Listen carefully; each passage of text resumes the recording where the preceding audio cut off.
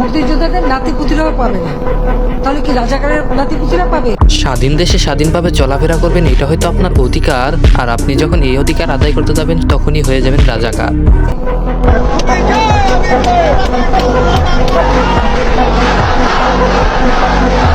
দেখেন, আজকের ভিডিওটা কোনো রকম রোস্টিং ভিডিও না। আজকের ভিডিওতে আমরা কথা বলবো বাংলাদেশের অধিকার নিয়ে।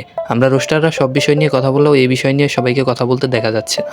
আপনি হয়তো অনেক ইউটিউবারকে সাপোর্ট করতেছেন, কিন্তু তারা কি এই বিষয় নিয়ে কথা বলতেছে? অবশ্যই না। এখন আমি তাদের নাম বলতে চাই না যে কারা এই বিষয় নিয়ে কথা বলতেছে আর কারা এই বিষয় নিয়ে কথা বলতেছে না। এখন আপনি ভালো করে জানেন কারা এই বিষয় নিয়ে কথা বলতেছে, কারা এই বিষয় নিয়ে কথা বলতেছে না। এখন আমাদের এই বাংলাদেশটা হচ্ছে একটা স্বাধীন দেশ, যে দেশে সবাই স্বাধীনভাবে চলাফেরা করতে পছন্দ করে।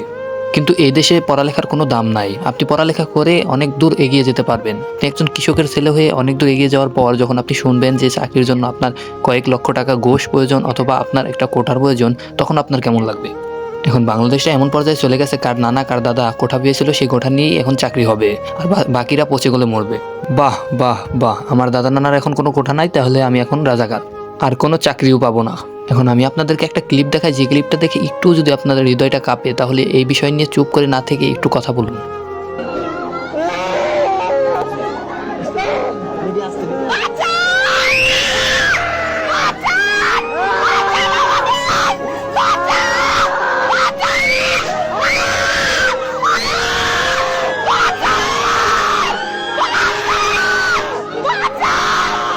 দেখেন, আপনি হয়তো ভাবতেছেন আপনার তো চাকরির বয়সই হয় না, কেন আপনি এই বিষয় নিয়ে ভাববেন? কিন্তু আপনারও একদিন চাকরির বয়স হবে, যখন আপনার হাজার হাজার টাকা খরচ করে, আপনি তো লেখাপড়া করেছেনই, এখন আপনার হাজার হাজার টাকা খরচ করে চাকরিও নিতে হবে। তার মানে আপনি চাকরি করবেন, আবার সেই টাকা শোধ করতে করতে আপনার অর্ধেক জীবন চলে যাবে। এখন দেখতেছি এই বিষয় নিয়ে বড় বড় ইউটিউবাররাও কথা বলতে সাহস পাইতেছে না। এখন আমি আপনাদেরকে বলি, এই বিষয় নিয়ে কথা বলার পর যদি আমার মৃত্যু হয়, তাহলেও আমি হাসিমুখে মেনে নিতে রাজি।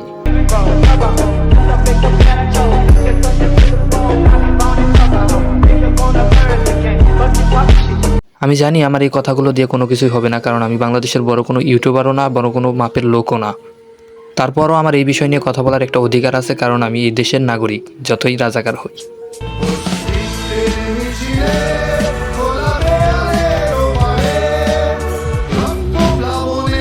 এখন এই প্রোফাইল পিক নিয়ে একটু কিছু কথা বলি। এই প্রোফাইল পিক আপনি যতই ফেসবুক, ইউটিউব, টিকটক যেখানেই দেন না কেন, কিছুই হবে না যদি আপনারা একত্রে কোনো কিছু না করেন।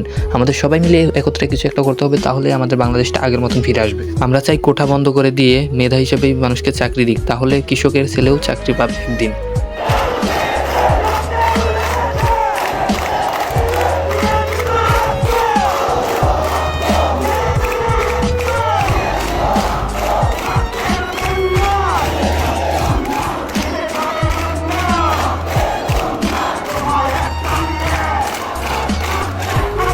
ছাত্রলীগ এমন একটা দল, যে দল আসলে সবাইকে সত্য অধিকারটাই দেওয়ার চেষ্টা করতেছে, আর আমি তোমাদের সব সময় পাশে আছি, তোমরা এগিয়ে যাও। কোনো কোটাই থাকবে না, কোনো কোটারই দরকার নেই, কোটাটা দরকার নেই।